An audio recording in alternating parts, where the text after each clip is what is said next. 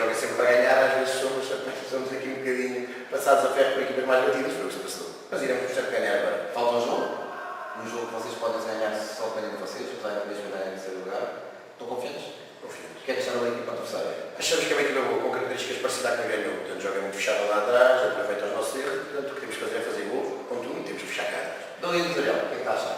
Olha, acho que tem uma organização muito simpática, acima de tudo, gosto da forma como vocês trabalham, como falam, acho que os pavilhões aqui, como dizia o colega há bocado, têm condições, este profissional tem excelentes condições, tem decorrido tudo com fair play, as arbitragens também estão a ser equilibradas, erros em todo lado, e acima de tudo está a ser uma experiência importante para estes filhos da NTS, são futuros alunos, futuros trabalhadores de banca seguros, portanto é a primeira ligação ao mercado de trabalho, portanto a ideia era essa, e de alguma forma estamos a responder às expectativas, aos entusiasmados, e vamos ganhar de certeza. Na batalha vamos fazer a interview.